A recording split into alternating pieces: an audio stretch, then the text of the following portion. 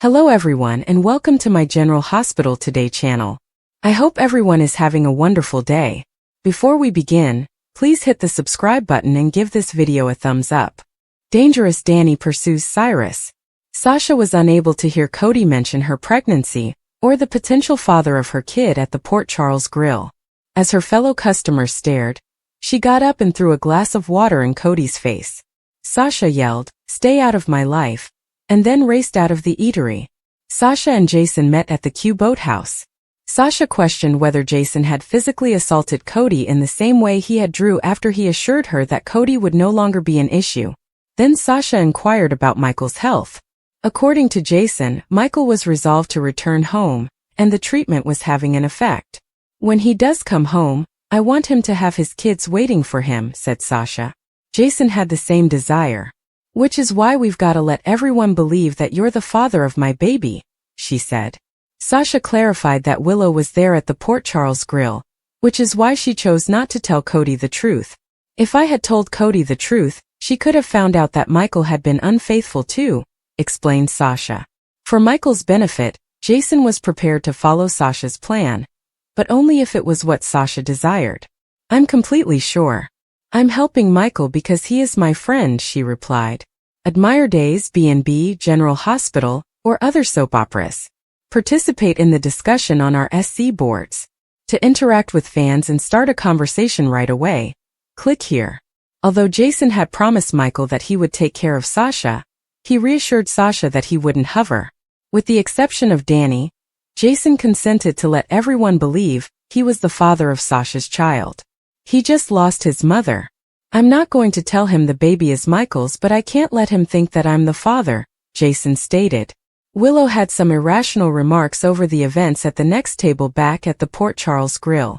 "I don't understand why everyone thinks Drew is such a bad guy, while his brother the career criminal walks on water. All I do know is that Drew would never treat me the way Jason's treating Sasha," she continued. Nina said, "That's absolutely true," while Willow was completely unaware of the remark. Willow said, "Unlike their relationship, Drew actually loves me," as Nina bowed her head in agreement. Willow didn't believe she could uncover anything about Michael, but Marty just wanted to get back to the topic at hand. He didn't act dishonestly in his personal life, only in his commercial dealings. Willow was simply relieved to learn that she and Drew were no longer had to conceal their relationship. Cyrus walked over to the table and broke up the small conversation to have a private conversation with his brother. Cyrus told Martin how Lulu misunderstood his intentions at Turning Woods. Although Cyrus was upset that Lulu was now terrified of him, Marty didn't hold it against her. In order to defend himself, Cyrus requested that Marty arrange a meeting between him and Lucky.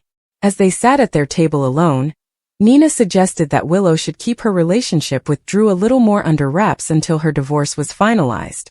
"How do you think it will look to a judge when you openly have an extramarital affair while your husband was away recovering from severe burns?" asked Nina. Willow believed it would be good parenting to come clean about her affair. She didn't want to teach Wiley and Amelia that it's acceptable to conceal their actual emotions. After all, "The best thing I can do is be open and honest about my feelings for Drew," Willow argued. Willow resumed her rumors about Sasha until Willow stopped. Nina said, "Maybe we should just leave Sasha to Sasha," as Willow failed to remember that Sasha had been Nina's lovely daughter prior to Willow's arrival. Willow rambled on after admitting that Sasha and Nina were close. "Doesn't it hurt that she lied her way into your life?" Willow inquired. "It wasn't a lie that kept her there," Nina answered him. Willow was astounded by Nina's capacity for forgiveness. "There have been times in my life that I needed forgiveness, and there will be more in the future. In an ideal world, Willow, everyone would be honest, but that's not what happens. People like to protect themselves and they lie to protect the people that they love," Nina said. Nina was ready to inform Willow that she had slept with Drew, but her guilty conscience overcame her as Willow continued to rave about how honest Drew was, and how he had never withheld anything from her. Lucky didn't mind that Christina was a few minutes late for her shift at Charlie's. Christina told him that although Elizabeth assisted, she seldom ever made it. Lucky asked how Liz rescued the day when he saw her behind Christina.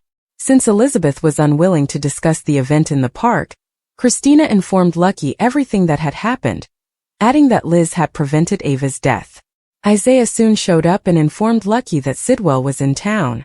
Lucky was already aware of the man and told Isaiah to avoid him. Isaiah then went over to Liz to talk about the deaths of the Digitalis. Their conversation ended abruptly when Marty and Cyrus showed up. Cyrus sat at a table in the corner with Marty, hoping that by being seen with Marty, he would win Lucky's favor. Lucky just wanted to ignore his irascible uncle. At Charlie's, Emma and Gio waited for Trina and Kai to arrive by sitting in a corner. Emma wanted Kai to represent her in opposition to animal testing. Emma gave Kai her proposal when Kai and Trina got there. She desired for Kai to speak for her. Kai complied with Emma's requests.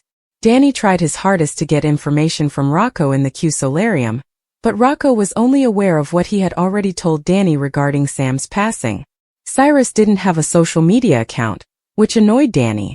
When Rocco said, well, he's old and he tried to kill someone, Rocco felt upset with himself for even bringing up Cyrus with Danny. Chase shouldn't have told my dad and I shouldn't have told you, he stated. Danny argued loudly that he was entitled to know. At that very moment, Danny received a message that Kai had shared something on social media. At Charlie's, he and Emma took a selfie with Cyrus in the backdrop. When we saw Rocco again, he was alone himself until Jason and Sasha entered and discovered him in a panic. I told Danny that Cyrus Renault was the main suspect in his mom's death, Rocco admitted. The news that Rocco was at Charlie's, prepared to face Cyrus, did not sit well with Jason. Rocco was concerned that he had killed Danny, so he hurried off to save his teenage son. Danny, on the other hand, crashed into Charlie's and directly into Cyrus's face. I know you killed my mother, said Danny. Cyrus put his hand on Danny's shoulder and entered a religious mood, promising to assist God in easing Danny's suffering. Then, like the superhero hitman he is, Jason rushed in and demanded things, instructing, "Get your hand off my son." When Sonny received a call from his doctor, he and Natalia discussed deception during the aircraft ride back from Los Angeles. Sonny was relieved to hear that he wouldn't require a pacemaker provided he took his medications and managed his stress. He would be okay but for the fact that he would still require heart surgery to repair damage from an old gunshot wound. As soon as Christina called to inform him of the situation in the park with Ava and Avery, Sonny's intention to avoid stress was swiftly dashed. Dad, as much as we both hate Rick, he really did swoop in and drag Ava off, stated Christina. Christina pleaded with Sonny to put her on the stand so she could tell the judge that Ava attempted to kidnap Avery, but Sonny told her the call was ending and showed no interest in listening.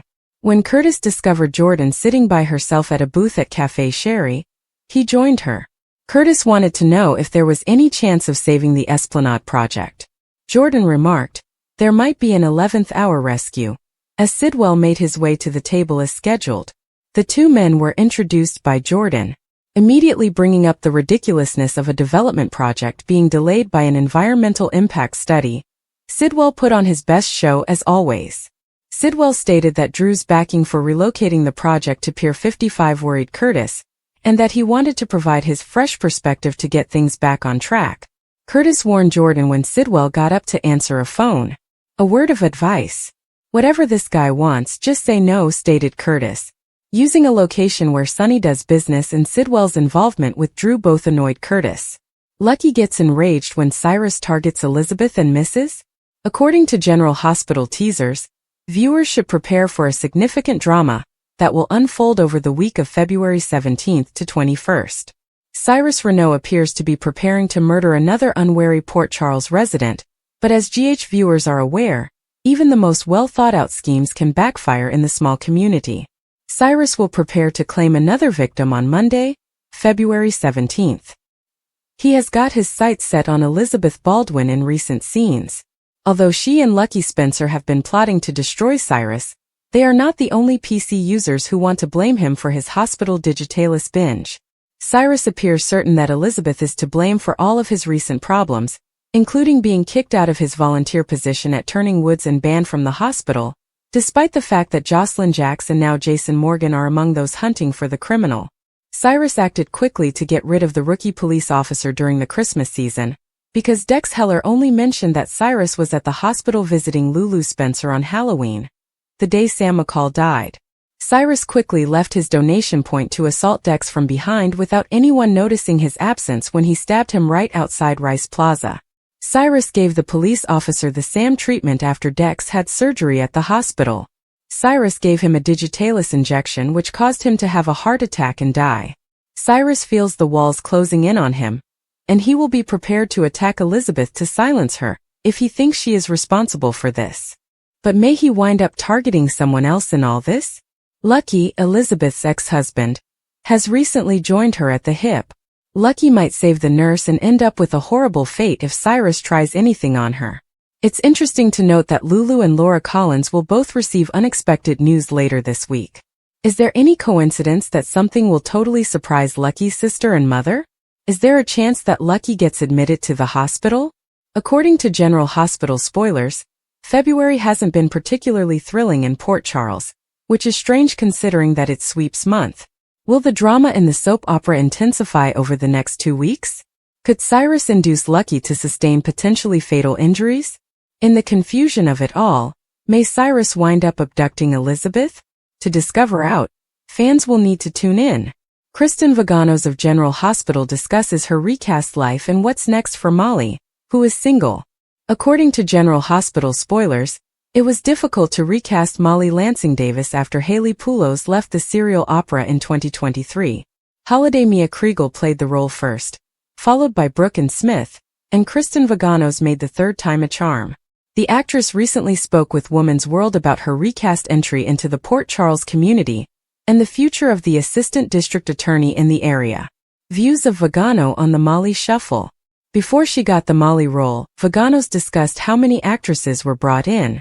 It was all so tumultuous, she said, and it seemed like a new recast arrived every week. I wanted to come in and be a solution, and I feel that's what I've done, the actress continues. I know soap operas depend on what the fans like and don't like, she continued.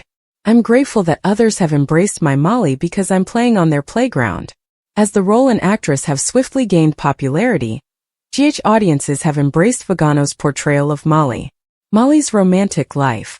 In addition to losing the baby girl she and TJ Ashford were expecting through her sister Christina Corinthos Davis surrogacy, Molly's 2024 wasn't the best because she also lost her other sister Sam McCall, and her relationship with TJ ended. Since Molly and TJ had been together since their early adolescence, Vaganos disclosed how crazy their split was. Now they're both single again, which they've never really experienced as adults, it was added. What would that look like? Since Molly has recently been around Cody Bell a lot, is romance possible? There is some exploration there, Vaganos continues. They are polar opposites, she added. Cody is this joyful, careless, silly person, and Molly is so sexy and high-strung. We'll watch what transpires there since that has an inherent fascination. Is life support in place at General Hospital? Fans of General Hospital appear to have cause for concern.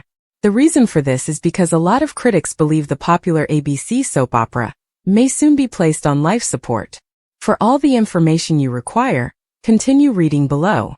Is life support in place at General Hospital? There is a lot of conjecture that viewers of General Hospital may decide to switch to the new CBS soap opera Beyond the Gates, which premieres on Monday, February 24th. The catch is that it will air at the same time as ABC's General Hospital, which is at 2 p.m. Having said that, it's possible that viewers of General Hospital will go to Beyond the Gates to see what the new serial opera is all about. Or, regardless of what's happening at the new soap opera, they might continue to be faithful to Port Charles and watch the action every single day. Naturally, a lot of soap opera viewers quickly started talking about the issue on social media. The list is endless.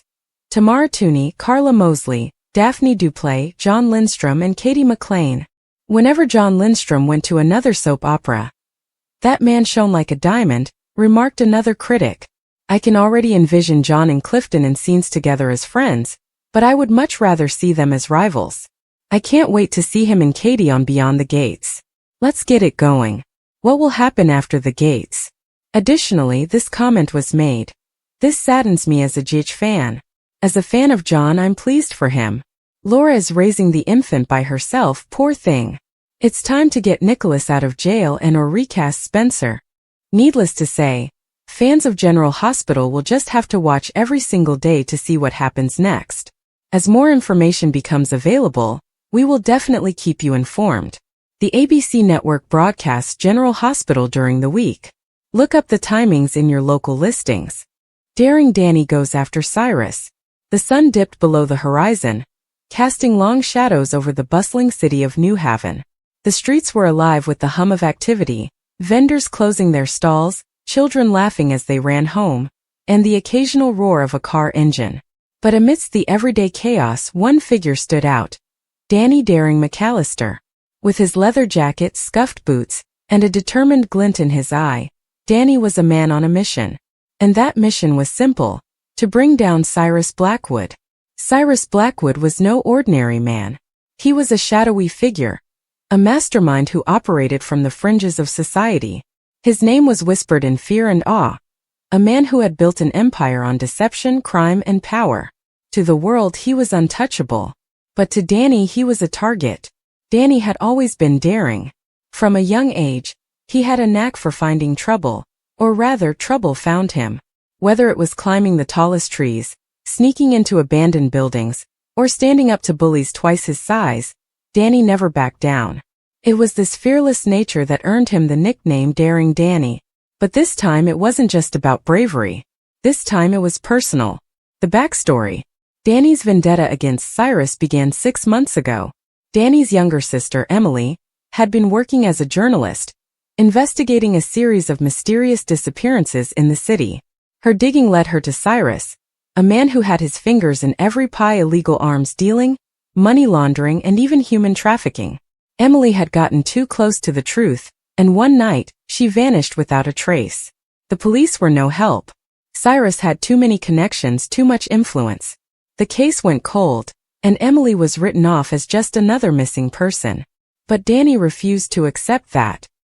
He knew Cyrus was behind it, and he was determined to make him pay. For months Danny trained.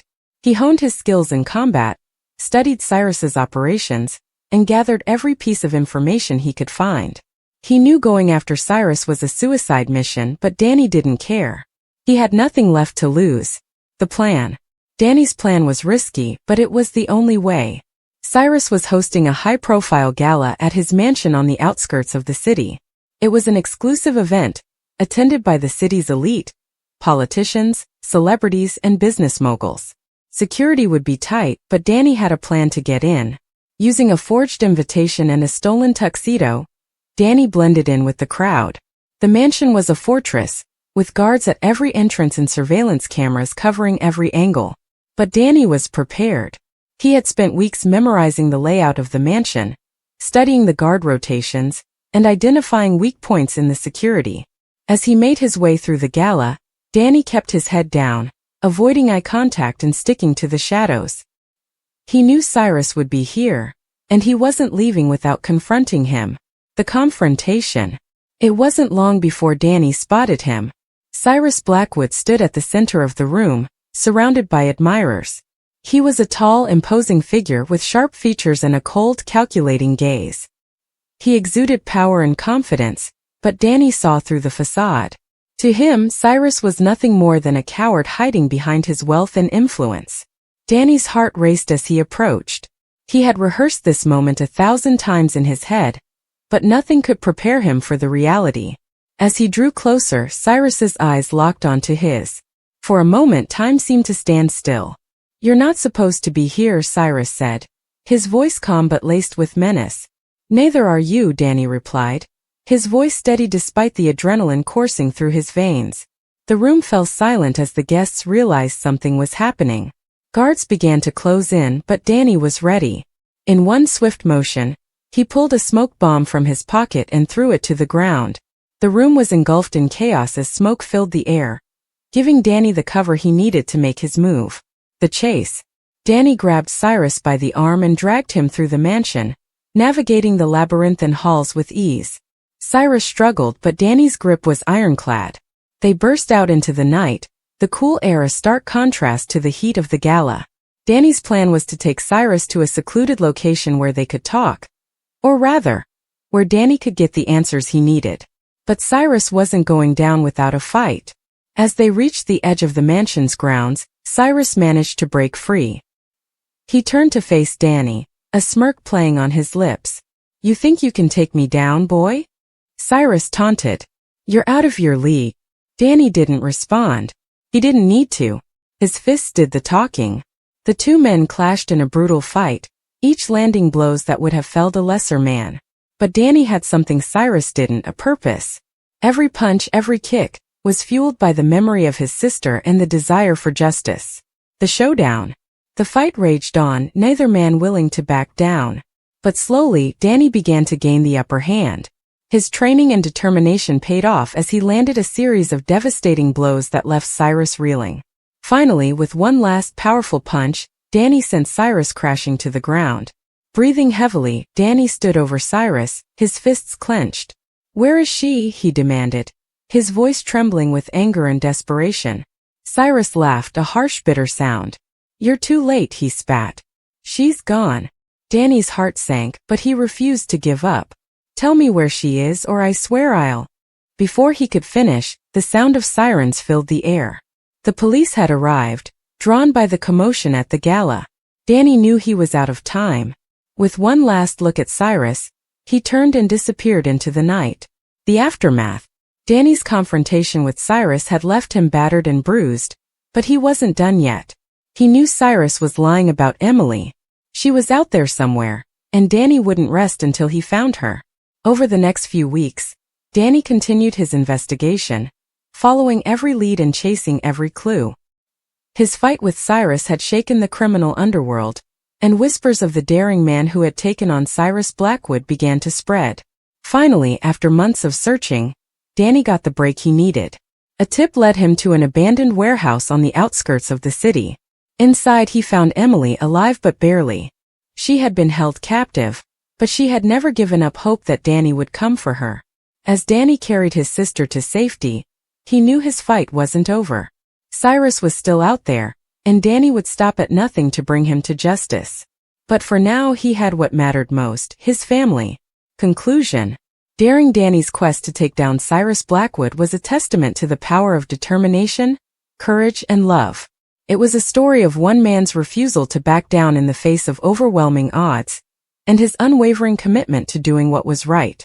In the end, Danny's daring nature had not only saved his sister, but had also struck a blow against one of the city's most dangerous criminals. And while the fight was far from over, Danny knew that as long as he had his family and his courage, he could face anything. The legend of daring Danny would live on, a beacon of hope for those who dared to stand up against the darkness. And as for Cyrus Blackwood, he would learn that no one was untouchable, not when daring Danny was on the case. Breaking. A star from General Hospital is joining a new soap opera. For our fans of daytime television, we have some very exciting news. This is due to a recent story claiming that John Lindstrom, a former cast member of General Hospital, will be appearing in the upcoming CBS soap opera The Gates. Poor Anna Devane is going insane, and who can blame her? Sure, she might be a police commissioner who bends the rules here and there when she needs to, but right now she is trying to catch a serial killer who uses God as his reason for murder. Unfortunately for Anna, she now has a long list of people who are making her job very hard indeed. Pesky civilians ruin everything, and so do some cops. Breaking. A star from General Hospital is joining a new soap opera. On General Hospital, John played both Ryan Chamberlain and Kevin Collins, as many fans recall. He appeared on As the World Turns as Craig Montgomery as well. As if that weren't enough, Katie McLean, John's real-life wife, will also be appearing on The Gates. On Days of Our Lives, she most recently portrayed Jennifer Horton. The new soap opera that CBS was developing was first revealed by Soap Opera Digest. The Gates, a new drama about an affluent black family living in an upmarket gated community, was developed by the network in collaboration with the NAACP. The show's head writer and showrunner will be seasoned soap opera veteran Michelle Van Gene. Sheila Ducksworth, Kimberly Doberine, Derek Johnson, and Leon Russell will be among the other executive producers. This one is already making us very enthusiastic. The Gates will be everything we love about daytime drama. From a new and fresh perspective, CBS stated in a statement, with the potential to be a game-changing event for broadcast television, This series will honor a historically underserved audience. Joining the Gates is John Lindstrom. One of the venture's main touchstones, the Gates will have powerful representation thanks to its multifaceted characters, compelling plots, and emphasis on Black culture. I'm thrilled to work on this project with the NAACP, whose unwavering support of Black voices and artists is both potent and inspirational, as well as CBS and PNG, two of the oldest and most ardent supporters of broadcast and daytime television. I also want to thank Derek Johnson of the NAACP, Mark Pritchard of PNG, and George Cheeks of CBS for their personal involvement and support in helping us move forward with the Gates. Anna thought the only problem she would have to deal with when trying to figure out who killed Sam and Dex was Jocelyn Jacks, but now she's learned Jocelyn is the least of her problems. Maybe. Sure, Jocelyn is an entitled college student who keeps changing majors and told the main suspect that he was indeed the main suspect before breaking into his apartment and leaving evidence while she was there. But at least she's not a 15-year-old son of a hitman whose mother was just murdered. May we add that Anna made out with that hitman in Africa last summer while a hypochondriac well-versed in tick bites kept them in a cage. It's bad enough that Anna has to contend with Gen Z in her own home, but now she has to make sure two members of America's young adult generation aren't threatening former drug lords turned biblical busboys. But wait, there's more. So the hitman, aka Jason Morgan, threatened to kill the suspect with a bar full of people watching, and his former mother-in-law wants her face to be the last one Cyrus sees. Sigh. But wait again. There's still more. Anna's two top detectives are also about to bungle the investigation. Part of Anna's problem is that half the town lives in the Quartermain mansion, including the ex-husband, the fiancé, and the son of one of the victims. So she had to force Dante to take medical leave, but he lives in the same house as her lead detective on the case, Chase. Of course, Chase would tell Dante that Cyrus was a suspect. Seriously, how did Anna not think that would happen? And of course one of the teenage boys residing in Monica's house would tell the other teenage boy. If Alan hadn't given Monica such a big house, maybe Anna's investigation wouldn't be heading nowhere fast. Anna doesn't even know that Lucky, Elizabeth, and Lucas have been on the case for weeks. Perhaps Anna might want to take off for Germany and find Valentine because his life on the run has to be more peaceful than the one she's living in Port Charles. Sasha's no good, terrible, bad week. Let's be frank. Is there ever a good week for Sasha Gilmore Corbin, Scorpio? GH's weird obsession with torturing Sasha was over the top for a few years, but the constant distress has died down a bit. Sasha even has a blessing on the way after tragically losing her son at just a few days old 2 years ago. But that doesn't mean things don't keep happening to her. This week, she was just about to accept Cody's apology for spreading rumors that Jason was her baby daddy, until Cody went right back to spreading rumors that Jason was her baby daddy. He ended up with a drink in his face for that one. Sadly, the end of the week went worse than the beginning of the week. After Sasha let Mavis the dog off her leash so she could run into oncoming traffic, we were sure that Sasha was going to have to form a support group with Alexis regarding killer cars. Remember how Alexis ran down Christina's abusive boyfriend, Kiefer? Remember a few years later when drunk Alexis ran down her own ex-husband, Julian? Remember when a drugged-out Sasha mowed down Willow's other mother, Harmony? Thankfully, Mavis and her owner Elaine survived a crash, so Sasha is off the hook. Rinse, repeat for Jason. Perhaps Sasha could go to Alexis for advice on Jason pretending to be one's baby daddy, since Jason did that for Alexis' late daughter Sam. In fact, that was how they fell in love. Now Jason is doing it again for Sasha, and she couldn't be more grateful. However, her choice of fake baby daddy makes little sense. Her main reason for wanting to raise her baby on her own was because Michael was a Quartermain with Corinthos family mob ties. Well, Sasha, we have news for you, girl. So is Jason. We have to hand it to Jason for insisting that Danny be the only one to know the truth. That was the right thing to do. And maybe the wrong thing. Again, Danny is 15. He lives in the house with another 15-year-old who is the town crier. We all know the last person who can keep a secret is Rocco. And oh yeah, Gio. He also can't keep a secret. And he lives in the same house.